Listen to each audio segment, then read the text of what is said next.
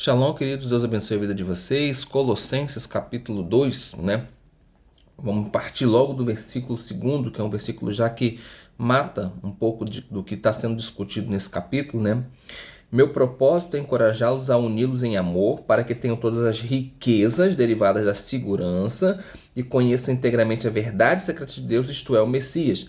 Todos os tesouros da sabedoria e do conhecimento estão escondidos nele, tá? Então, quando ele fala aqui conhecimento integral, né, ou conheçam integralmente, verdade secreta, sabedoria, conhecimento, todos esses são termos técnicos do gnosticismo. A gente tem que lembrar que Paulo está escrevendo para uma igreja que é basicamente gentílica, tem judeus, mas tem gentios também. Paulo está falando para gentios, tá? Nesse contexto. E a gente tem que entender que na época ou você andava com Deus dentro do judaísmo, ou você tinha as suas religiões pagãs. Então, a grande maioria delas trabalhava com misticismo, a grande maioria delas trabalhava com magia, né? E o gnosticismo em si trabalhavam com os seres elementares, que a gente vai discutir mais à frente. Então, todos esses termos aí é como se Paulo estivesse dizendo assim, olha, presta atenção, tudo isso daí que vocês aprenderam no gnosticismo, que teoricamente, pela teoria seria bom, né? Que é verdade, secreto, sabedoria, conhecimento, tudo isso, esse tesouro todo está em Jesus. Esse tesouro não está fora de Jesus, tá? Então Paulo era um mestre de pegar os argumentos dos seus inimigos e utilizá-los contra eles e também a favor da sua própria teologia, da sua própria forma de enxergar as coisas, tá? E aí, no versículo 8, nós vamos ver que ele fala a respeito de filosofia, tá? A filosofia é algo que vem, claro, dos gregos, mas o gnosticismo trabalhava muito com a filosofia, tá? E eles mexiam ao entender Jesus Cristo, quando Jesus Cristo era apresentado a um grego ou a algum judeu de fala grega, ele poderia, por conta da influência que ele recebia do gnosticismo e da filosofia, tentar transformar esse Jesus, né, que nós vamos ver no versículo 9, que ele nele está corporalmente habitando a plenitude de Deus. O gnosticismo muitas vezes ele tenta trazer esse entendimento de um Messias real, de um Messias que foi homem, só que eles entendem que não, era um corpo espiritual, era algo espiritual, não era um ser humano, não, Deus, não é diferente. Esse era o pensamento gnóstico. Então eles usavam muito a filosofia, né, para, de certa forma, denegrir ou desvirtuar o entendimento acerca de quem o Messias era de fato, tá? Então era mais fácil pensar de forma ilusória. Ah, não, ele foi um ser de luz, ele veio aqui na Terra, ele habitou no corpo de alguém. Ou não, o corpo dele era especial. E não, Jesus Cristo veio como homem. Ele hoje tem um corpo em glória, conquistado pela ressurreição, né? Algo que Deus o devolveu, né? Que era dele e Deus o devolveu por conta da missão que ele cumpriu, tá? Também fala a respeito de tradições humanas, tá? Aqui nesse contexto do versículo 8, tradições humanas, está sendo falado de paganismo, tá? Não necessariamente as tradições judaicas, tá? Porque se você for ler o versículo 8, está escrito assim, ó. Cuidem para que ninguém os cative por meio de filosofias e enganos vãos, seguindo tradições humanas que concordam com os espíritos elementares do mundo. Tá? Então, essa tradição é algo que concorda com os espíritos elementares do mundo. E esses espíritos faziam parte de uma devoção dos gnósticos. Tá? Por isso que a gente fala bastante de gnosticismo nesses capítulos de Filipenses, Colossenses, Efésios também um pouco. Tá? Então, nele, no Messias Jesus, corporalmente habita no corpo dele, o corpo de homem, tá? quando você for ressurreto, Deus vai te dar um corpo diferente, mas o corpo de Jesus sempre vai ter aqui, ó, as marcas da crucifixão, do sacrifício que ele faz por você, não? Então, nele, né, em Jesus, corporalmente, num corpo humano verdadeiro, né, não é uma imitação, né, como os gnósticos ensinavam, né, habita a plenitude. E aí ele fala de pleroma, mais uma vez, que também é um termo técnico gnóstico. Né? Então ele está dizendo, olha, tudo isso aí que vocês estão achando que é de outras coisas, isso aí tudo pertence a Jesus Cristo, tudo pertence a ele. Né? Então, toda a plenitude de Deus está nele. E é interessante, a gente vai para uma parte mais técnica, né, que quando eu pego a palavra grega theotes, né, ou theiotes, ou theion, né, que são três palavrinhas gregas que são traduzidos como divindade, né, natureza divina. Esse tipo de pensamento é completamente contrário ao pensamento judaico, porque no judaísmo a gente fala de um Deus pessoal, né? E não de uma divindade. Uma divindade é um negócio abstrato, é impessoal, isso é coisa da filosofia. A filosofia trata disso.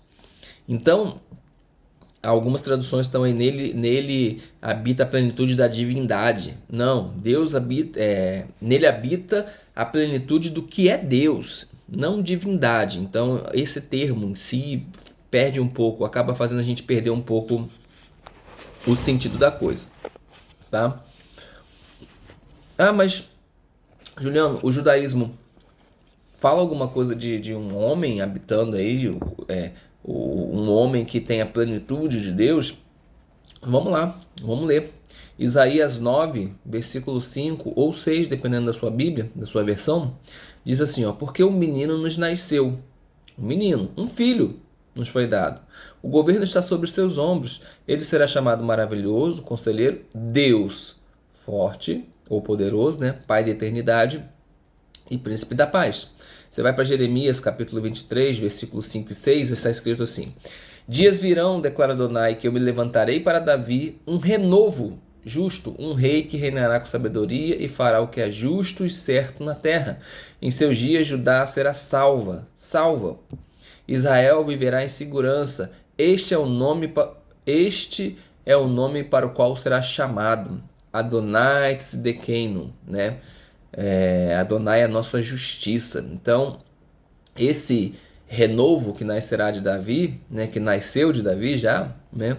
Ele vai ser chamado de Adonai, né? Senhor, mas aí esse Senhor é o tetagrama do nome de Deus mesmo, Yud-He-Vav-He, né? Será a nossa justiça. Então, você está carregando o nome de Deus, né? Você pode ir para Miqueias 5, versículo 1 ou 2, dependendo da sua Bíblia, Zacarias 12, 10, 14, 3, ixi, aí por aí vai uma série de referências, tá? Algumas denominações nos nossos dias, como por exemplo os Testemunhos de Jeová, eles tratam o Messias de uma forma que a gente pode dizer que não é elevada o suficiente, não é o que realmente Jesus é. Então nós temos, de certa forma, algumas religiões que ainda tratam Jesus diferente, tá? Ao mesmo tempo, tô com chiclete hoje que eu tô meio precisa mastigar. Ao mesmo tempo, muita gente pega esse versículo aqui, né, principalmente do meio cristão, que às vezes não tem um discernimento adequado, e confunde Jesus com Deus, né? O pai com o filho. E essa confusão, gente, reina até os dias de hoje. Até os dias de hoje. Então, só, quando Jesus ele afirma, por exemplo, né, eu e o Pai somos um, né, eu e o Pai somos um. Isso não é a mesma coisa que dizer eu sou o Pai. Não é a mesma coisa, tá? Então, Jesus ele não perde a sua divindade porque ele você está dizendo que Jesus não é Deus. Eu estou dizendo que Jesus é o Filho de Deus. E ele é Deus. A Bíblia o trata como Deus. Por que ele o trata como Deus? Porque não existe separação entre ele e o seu Pai. Assim como você e sua mulher são uma só carne, mas vocês são duas pessoas totalmente diferentes. O verbo errado serve para isso. É distinguido como isso. Então, isso não diminui Jesus, gente, né? Então, é difícil. Muitos crentes têm dificuldade de expressar a diferença entre o pai e o filho, tá? Então, essas coisas precisam ser discutidas, precisam ser faladas. Isso não diminui em nada, gente, vamos chamar de divindade, apesar de não gostar dessa palavra, divindade de Jesus não. Jesus, ele é como Deus, ele é o Messias. Deus o colocou sobre todas as coisas. Agora você precisa entender que Deus deu autoridade para ele sobre todas as coisas, menos sobre aquele que deu autoridade a ele. Quem que deu autoridade a ele? Deus. Então, entendam isso. Isso não é diminuir Jesus. Você precisa de Jesus Cristo. Jesus Cristo não é um ser inferior. Ele, na essência, é Deus. Nele habita toda a plenitude. O que Deus quer com você? Deus quer fazer com que o Espírito dele more dentro de você, que você seja um templo dele, certo? Jesus não tinha pecado, gente. Onde é que vocês acham que Deus mora em sua plenitude? Porque se Deus enchesse nós, nos dias de hoje, com a sua plenitude, eu arriscaria dizer que se Deus pegasse 0,5% dele e colocasse sobre nós, nós morreríamos. Porque o pecado gera morte. Então é necessário que a gente tenha essa visão e precisa entender esta visão. Precisa entender que essa maneira de pensar que a gente usa nos dias de hoje, ela é greco-romana, ela não é judaica. Jesus era judeu e precisa ser interpretado como um judeu. E a Bíblia diz que nós fomos plenificados neles, ou seja, a plenitude do que é Deus está no Messias, né? Corporalmente, é o que Paulo disse antes. Só que agora para a gente, que somos parte do corpo, onde Cristo é a cabeça, nós também somos plenificados. Seremos, obviamente, no final dos tempos, no final de todas as coisas.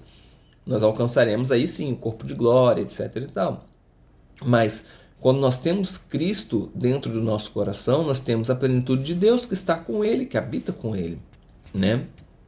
Bom, vamos começar a conversar sobre o versículo 11 até o versículo 15. E eu vou sublinhar alguns pontos aqui que são interessantes para que a gente consiga entender bem o que ele está dizendo. Também em união com eles foram circuncidados, então grava circuncidados, não com circuncisão feita por mãos humanas, mas como realizada pela remoção do controle da velha natureza sobre o corpo. Nessa circuncisão feita pelo Messias, vocês foram sepultados com ele por meio do batismo, da imersão. Então grava aí, batismo, imersão e circuncisão. E foram ressuscitados em união com ele pela fidelidade de Deus que atuou ao ressuscitar Jesus dentre os mortos. Vocês estavam mortos por causa dos seus pecados, isto é, a razão do prepúcio, a velha natureza. Deus, porém, os fez viver com Messias ao lhes perdoar todos os pecados. Ele removeu a lista de acusações, né, existentes contra nós. Por causa das regras, ele era um testemunho desfavorável. Contudo, ele removeu ao pregá-la a estaca de execução. Então, a cruz. Então, grava aí, a cruz ou a estaca de execução. Tá? Esses pontos são importantes. No tempo de Paulo, haviam 3 elementos que faziam parte da iniciação de um prosélito, ou seja, de um gentio que queria se tornar judeu. Qual eram esses 3 elementos do judaísmo? Circuncisão para os homens, tá? Batismo ou imersão numa mikvê, num banho ritual, e o terceiro oferecer um sacrifício. E esses 3 elementos agora são apresentados por Paulo, nesses 5 versículos que eu li para vocês, como tendo sido executado por gentios. Ou seja, aqueles que confiaram em Jesus, mesmo não se tornando judeus, estavam iniciados dentro de uma religião. Tá? E aqui não é que os gentios se tornavam judeus como religiosos. Não, ele está dizendo que a respeito daquilo que Deus exigia, né, ou que a tradição exigia, para que uma pessoa se convertesse a Deus, através de Jesus Cristo, o gentio estava fazendo. A circuncisão do coração, representando a circuncisão. O batismo representando o banho ritual. E o sacrifício que ele deveria que entregar no templo foi feito na cruz do Calvário. Então Paulo está brincando com esses três elementos aqui, num jogo de palavras, que para o leitor judeu da época ele matou rapidinho, mas a gente tem dificuldade porque a gente não tem um pouco da tradição. Então Paulo está falando, olha só, vocês, lembra que eu sempre falo, Paulo quando fala vocês, normalmente está falando para gentio. Então olha, vocês, crentes gentios, né, foram circuncidados espiritualmente, não fisicamente, né? E não como circuncisão feita por mãos humanas, mas feita pelo Messias, né? Então, ele segue, né? Quando Paulo fala assim, olha, a circuncisão espiritual consiste no quê? Na remoção pelo Messias, né? Não de um prepúcio físico, né? Não da pele que recobre o pênis, que ele vai colocar aqui como algo que controla a velha natureza sobre o corpo. Ou seja, Jesus Cristo na cruz do Calvário, quando você o aceita, né, e entrega de todo o coração, ele circuncida o seu coração e ele remove esse prepúcio espiritual que impede que você consiga controlar a sua velha natureza. Então, a partir desse momento, você consegue realizar esse controle através do Espírito Santo, né? E aí o versículo 13 vem com a metáfora aí do prepúcio associado aos pecados, né? Ou a velha natureza, tá? É uma metáfora, não significa literalmente o que a gente está lendo, tá? Então, se você for olhar lá o Antigo Testamento, por exemplo, o Antigo Testamento fala sobre todas essas coisas, né? Então, assim, fala de coração circuncidado, por exemplo, Levítico, capítulo 26, 4, livro que ninguém gosta de ler, mas que é o livro da santidade, que te ensina a ser santo. Deuteronômio 10, versículo 16, eu tenho Jeremias 9, 25, eu tenho Ezequiel 44, 7, versículo 47, do 7 ao 9, versículo, eu tenho os ouvidos circuncidados em Jeremias 6, 10, eu tenho os lábios circuncidados em Êxodo 6, 12 e 30, tá? Capítulo 6, 12 e 30. Então, isso já é algo que era falado, né? Como a gente sempre tem falado, a Torá, ela antes de ser seguida, o primeiro mandamento é que você tenha fé. Você faz por fé, né? Que é lá de Abraão, tá? Então, essa metáfora também é um entendimento diferente, né? Ele está também podendo dizer aí que o controle da velha natureza, né, sobre o corpo e a velha natureza aí poderiam ser a carne, né, fazendo uma metáfora com a carne, como o prepúcio fosse aí o espírito humano do crente, tá? Mas uma vez que foi removido, não tem muito problema. Bom, e aí ele vai falar a respeito da fidelidade de Deus, né, que atuou ressuscitar Yeshua dos mortos, tá? Essa promessa aí equivale ao que está escrito lá em Romanos, no capítulo 8, versículo 11, tá? E essa passagem em si, alguns tradutores e comentários pensam diferente, tá? Por exemplo, a Nova Versão Internacional vai estar escrito assim, ó, ressuscitados mediante a fé no poder de Deus que o ressuscitou dentre os mortos. Olha como está escrito. Ressuscitados mediante a fé. Então, o que resultou na ressurreição? A fé no poder de Deus que o ressuscitou dentre os mortos. Tá? Eu acho que a fidelidade aí foi de Deus, não a sua fé. Tá? Então, foi a fidelidade de Deus, né, que cumpriu a promessa de ressuscitar Yeshua e cumprirá de ressuscitar os mortos, tá? Então, só questão de tradução mesmo, mas a gente coloca. Bom, e além disso, essa passagem, lembrando que a gente está explicando do versículo 11 ao versículo 15, ela é a única passagem do Novo Testamento onde a circuncisão ela é identificada com o batismo, né, com a imersão, tá? A gente já explicou isso, né? Paulo estava pensando nos termos da época, né? De uma iniciação judaica. Então ele estava dizendo para o seu povo: ó, vocês não precisam fazer isso não. Vocês já estão fazendo isso, só que de outra forma. Vocês estão preocupados porque existe um ritual para você entrar dentro do judaísmo? Vocês não precisam disso. Vocês não precisam ser judeus. Vocês não precisam crer numa religião. Vocês precisam colocar a visão de vocês no Messias. É nele que está todos os tesouros, né? Então, a gente tinha aí, principalmente na igreja de Colossos, a gente tinha aí não só os judaizantes, né? Mas a gente também tinha os gnósticos bagunçando um pouco o coreto, tá? Bom, aí nós vamos ter ali a questão de Jesus na estaca, né? Existem aí uma divisória bem interessante entre esses três elementos aí que nós discutimos: o sacrifício, a circuncisão e o batismo.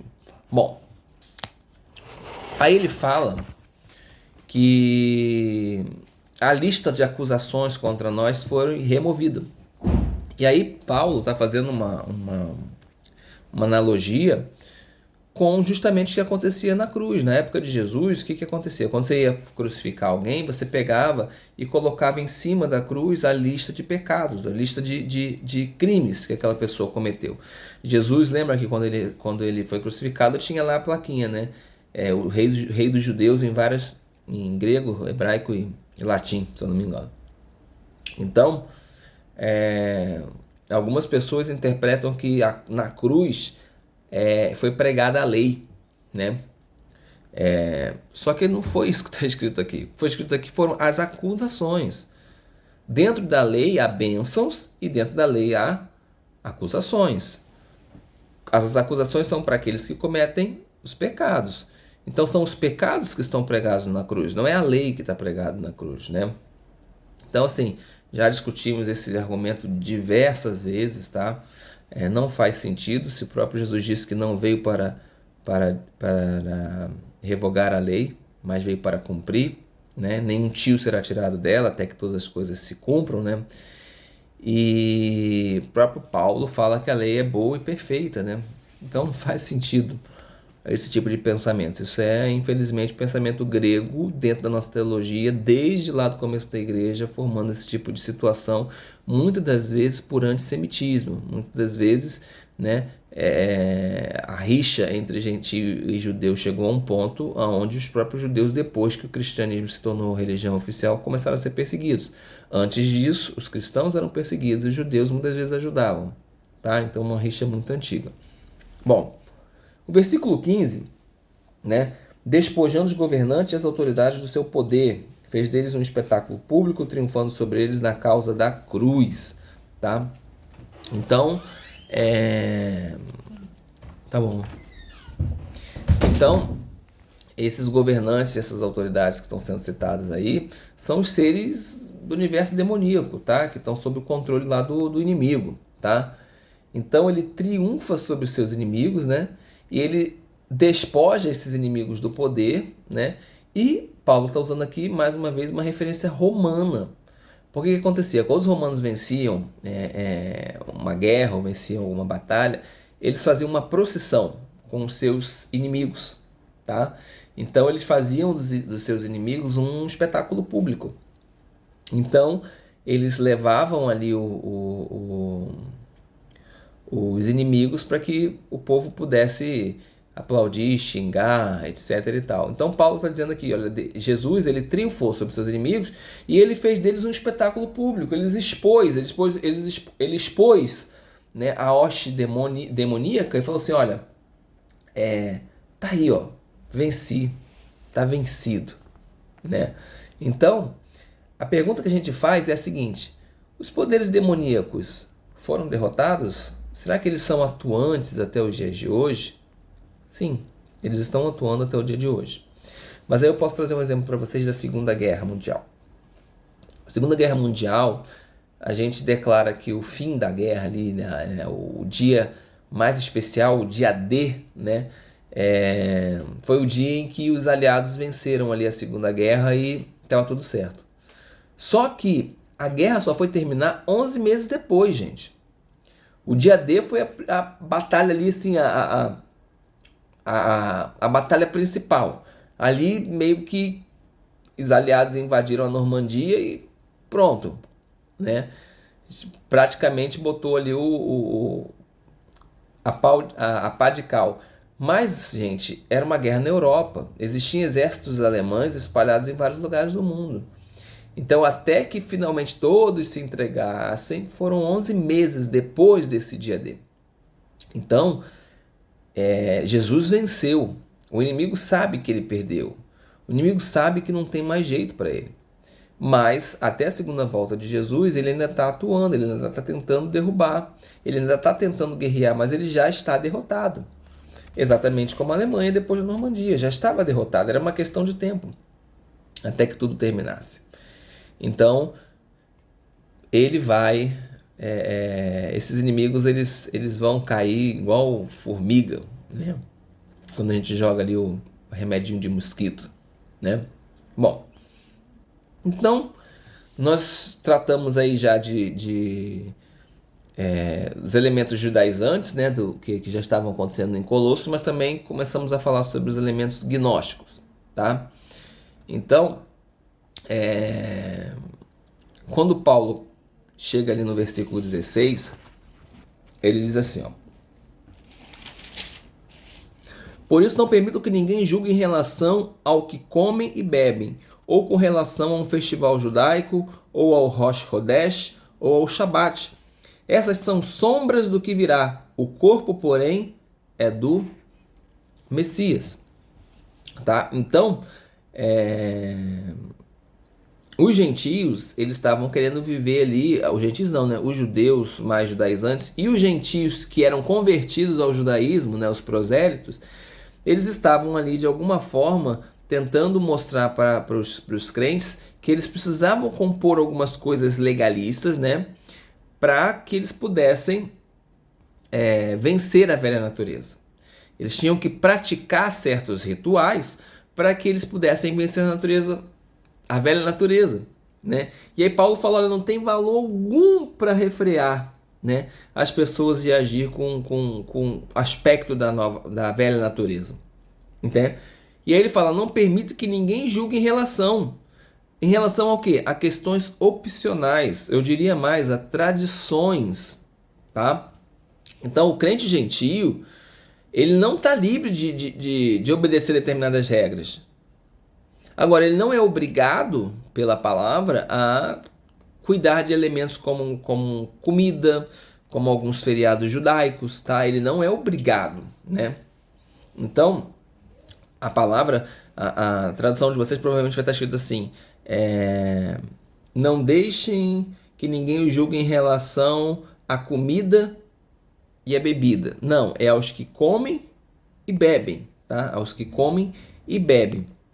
Então, parece, pelo que a gente vai estudando, que os judaizantes, principalmente os judaizantes gentios, né, provavelmente aqui eram semelhantes àqueles que estavam lá em Coríntios, tá? Que colocavam os crentes debaixo de uma deturpação da Torá. Tá? A Torá não pode ser deturpada. Tá? Bom, ele fala do festival judaico, tá? E ele fala do Rosh Hodesh. Rosh Hodesh aí provavelmente está traduzido para você como lua nova, tá? Mas significa cabeça do mês, início do mês, tá? Então, como funcionava? Em Israel, os rabinos ficavam atentos. Quando eles conseguiam enxergar uma lua nova, eles corriam rapidamente, subiam um cume, né, e acendiam uma fogueira para avisar aos judeus de diáspora que o Rosh Hodesh estava começando, ou seja, o início do mês estava acontecendo. Tá? É um festival super interessante, tá? É uma festa que está na Bíblia, a Bíblia descreve essa festa, mas hoje em dia se dá muita atenção ao Rosh Hashanah. Rosh Hashanah nada mais é do que a cabeça do ano, ou seja, o ano novo judaico, tá? E obviamente que o ano novo judaico, o Rosh Hashanah, também é um Rosh Hodesh, tá? Também acontece na mesma condição. Hoje, nos tempos de hoje, a gente tem já um calendário meio fixo, a gente já sabe quando vai ter lua nova, quando não vai ter, quando vai ter lua cheia, a gente já tem essa visão. No tempo deles eles também tinham, mas eles precisavam meio que ir contando, né? Então, olha, daqui a 20 dias vai ter isso, daqui a 15 dias vai ter aquilo outro, tá?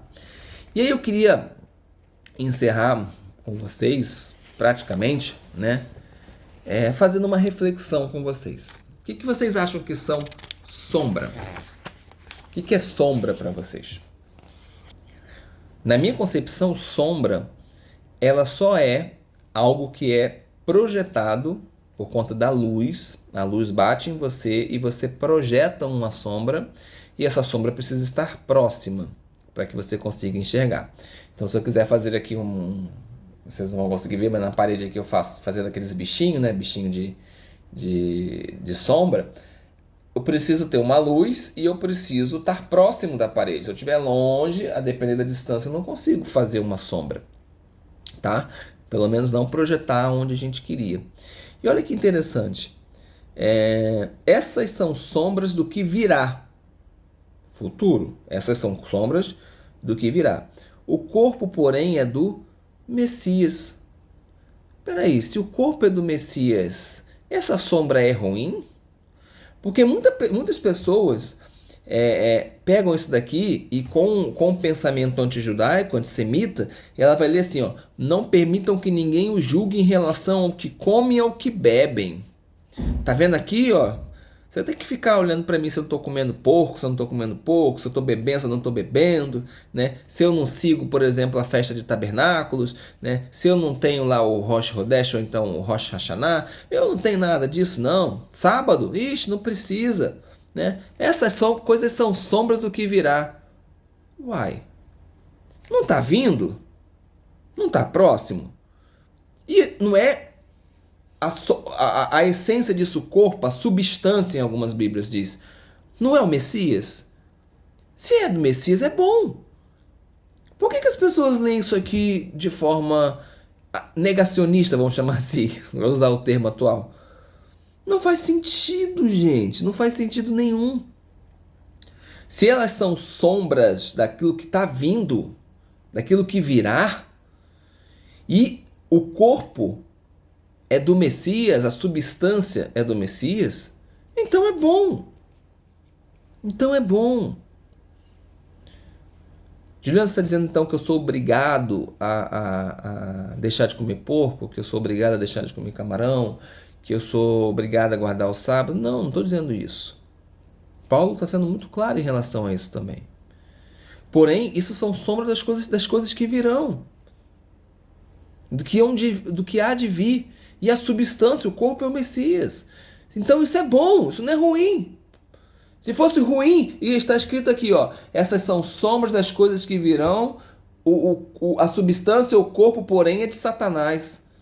Aí sim, estaria errado. Mas se o corpo pertence ao Messias, a sombra é algo que contém o Messias. E está vindo. Então por que eu não posso usufruir disso? Por que então que eu não posso interpretar aqui que ninguém julga em relação ao que vocês comem ou bebem? Então quer dizer que se porventura eu deixar de comer determinadas coisas, deixar de beber, você também não tem que me julgar. Porque isso é sombra das coisas que hão de vir e a substância, o corpo é do Messias. É bom. Então que a gente pare um pouquinho para pensar, raciocinar, entendeu? Ler com um pouco mais de atenção e se questionar. Se a gente tira o óculos que Roma colocou, que a igreja romana colocou sobre os nossos olhos, eu não estou fazendo crítica ao catolicismo, tá? Isso é um caminhar da igreja, e a igreja romana foi muito responsável por isso. Hoje todos nós somos responsáveis por corrigir coisas que tiveram lá no seu começo, né? A igreja foi muito boa nos tempos de Atos.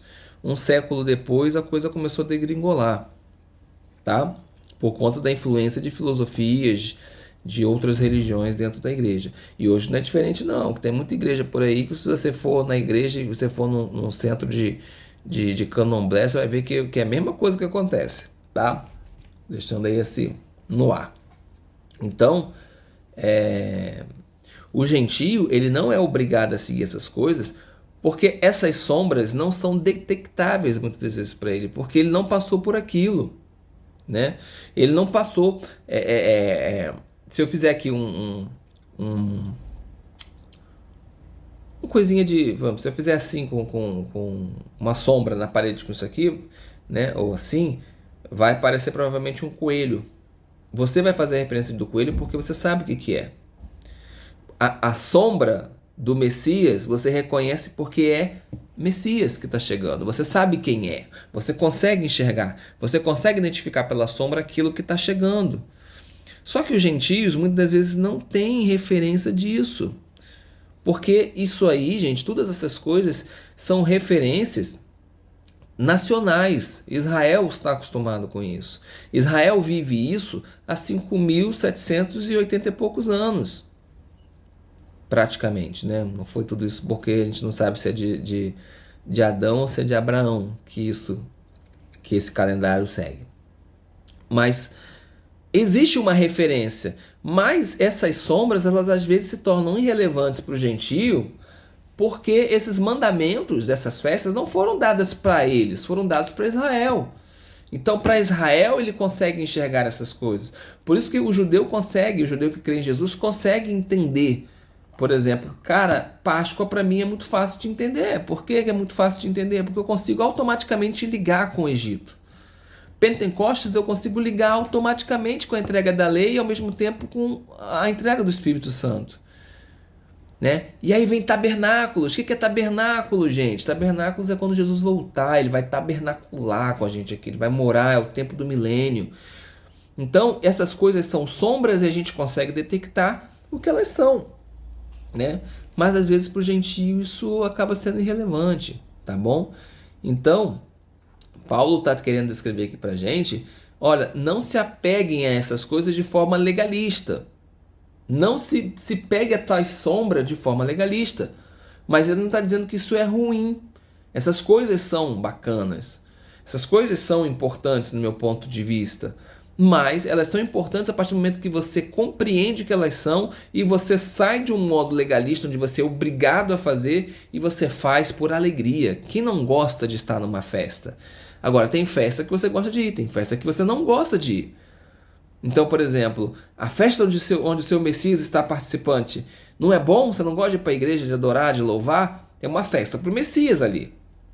É bom. Às vezes você não gosta de ir para um forró. Mas se você nasceu numa família, por exemplo, aí não me levem a mal, não tô fazendo questões de xenofobia ou coisas do tipo. Mas, por exemplo, se você nasce numa família tradicional do Nordeste, pelo menos no Nordeste mais antigo, você teria uma facilidade, por exemplo, com forró. Com forró, com as festas juninas, né? As festas juninas são tradição no Nordeste até hoje. É o evento mais importante, mais esperado, assim como o Carnaval no Rio chama a atenção do carioca. Eles aguardam um ano inteiro para poder comemorar aquela festa, as festas juninas também. Então são tradições. Agora, você pega um alemão, o alemão talvez não compreenda bem o que é aquela festa junina. Para ele é irrelevante, porque ele não tem noção daquilo que é. É diferente, tá? Então, se você entende e quer estar com Deus comemorando, não, que ninguém te julgue, tá? Que ninguém te julgue. Isso não é ruim, tá? Bom, eu acredito que a gente pode encerrar por aqui, tá? Bom, aí Paulo fala ali, né, que a aparência de sabedoria, né? Aí vai originar uma falsa humildade, né? Não tem nada a ver com as exigências da nova aliança, tá? A nova aliança exige outras coisas da gente, não essa aparência de sabedoria, essa falsa humildade, essas coisas todas, tá? Então, queridos, só pra gente finalizar, porque eu acabei passando, porque a gente vai marcando os tópicos e muitas das vezes a gente acaba pulando. O que são esses seres elementares? Ar, fogo, terra e ar. Ar, fogo, água e terra. Desculpa. Os gnósticos acreditavam que eles eram seres elementares. né? Os gnósticos criam no ascetismo. Que acontece? Eu tenho que, por exemplo, eu preciso meditar e entrar no meu chakra. Eu tô dando uma terminologia recente, tá? Tô cometendo um anacronismo aqui só para você entender. E olha, eu preciso meditar e colocar o meu chakra em tal lugar assim assado, porque eu preciso ter autocontrole. É isso que vai me dar autocontrole. Besteira. O que te capacita a isso é o Espírito Santo de Deus. Eu preciso fazer rituais com fogo, preciso fazer rituais com água, preciso... Gente, hoje em dia existe o negócio do copo d'água em cima da televisão. Que dá certo? Claro que dá. Se você fizer um ato profético e a pessoa tomar com fé, vai funcionar. Agora, muitas vezes a pessoa torna aquilo um paganismo tremendo. E aí a água é um elemento elementar sendo colocado no meio da religião. Então, esses seres elementares, eles fazem parte do pensamento gnóstico, do pensamento greco-romano e muitas das vezes da filosofia. Então, resumindo o que Paulo está falando, olha, essas porcarias não servem para nada.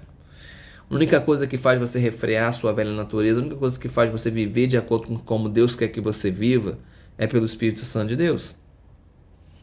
Fogo, ar, terra, água são criaturas criadas pelo próprio Deus. Elas não têm poder nenhum. Hoje eu estava caminhando agora pela manhã, né? Fui levar meus filhos no colégio e fui caminhar, estava descalço e fui andar pela grama. E eu estava orando, desabafando um pouco com Deus. E em determinado momento eu pensei assim, você está na natureza, que melhor lugar para estar? Mas na mesma hora eu falei, aqui são duas criaturas, a natureza e o ser humano, em simbiose nesse momento, ou seja, os dois estão louvando a Deus, porque a natureza louva a Deus a todo momento, né? Deus é louvado através da natureza, porque foi Ele que criou. Não é a natureza que tem poder sobrenatural, é a mãe natureza. Mãe natureza o quê, rapaz? Que mãe natureza? Quem criou isso aí foi Deus. E a natureza hoje geme, está ansiosa para que as coisas sejam restauradas, porque ela também sofreu com o pecado. Os espinhos, os abrolhos, né? Diz a palavra lá que quando Deus amaldiçoou Adão, amaldiçoou Eva, a cobra e também a terra. Então, que a gente possa seguir firme, tá? Só para a gente terminar, no versículo 22, existe lá um parêntese, tá? Tá escrito assim, ó. Não comam isso. Peraí, vamos do 19. Eles não se mantêm unidos à cabeça, de quem o corpo todo, recebendo sustento e união pelas juntas e ligamentos, cresce como Deus concede. Se como Messias vocês morreram para os espíritos elementares do mundo, por que então deixam se incomodar por essas regras? Tá vendo? Lembra que Paulo está falando de regra o capítulo inteiro? Então é mais fácil a gente caminhar pelas regras que os gentios estavam colocando, os que nós estávamos colocando, do que necessariamente a Torá. Tá? Apesar de que há um elemento judaizante também aqui, um elemento do judeu que estava tentando convencer o gentio a seguir caminhos que ele não precisava seguir, tá? Se como Messias vocês morreram para os espíritos elementares do mundo, por que então deixam se incomodar por essas regras? Aí vem parênteses, como se ainda pertencessem ao mundo. Interrogação. Isso aqui é nota de edição, tá? Isso aqui não foi Paulo que escreveu, não, tá? Não toque nisso, não coma nisso, né? Isso, tá falando das questões elementares, tá? Os gnósticos às vezes deixavam de consumir, por exemplo, carne. Hoje tem uns gnósticos perdidos por aí que não pode comer carne. Eu não posso comer carne porque carne vai me tirar do caminho. É isso, tá? Não coma isso, não manuseie aquilo. Essas proibições dizem respeito às coisas que devem perecer pelo uso. Essas coisas vão perecer pelo uso. Isso vai passar na cabeça de vocês, isso vai passar. Tá? Eu vou usar, por exemplo, o gnóstico diz, não pode usar Vic Vaporub. Eu vou usando e isso vai perecer pelo uso. De tanto eu usar, isso vai sair da minha cabeça. Tá? Mais ou menos isso. Elas têm aparência de sabedoria, com suas observâncias religiosas autoimpostas, falsa humildade e ascetismo, mas não tem valor algum para refrear as pessoas de agir de acordo com a velha natureza.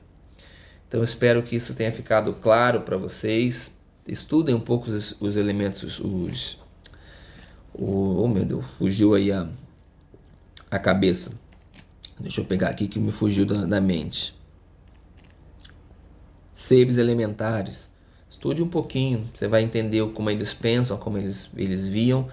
E esse tipo de heresia, infelizmente, está na igreja até o dia de hoje, tá? Então, que Deus possa abençoar a sua vida. 45 minutos de vídeo, né? Mas o capítulo 3 e o capítulo 4 vão ser curtinhos e eu tenho certeza que pode ser bênção para a sua vida. Shalom.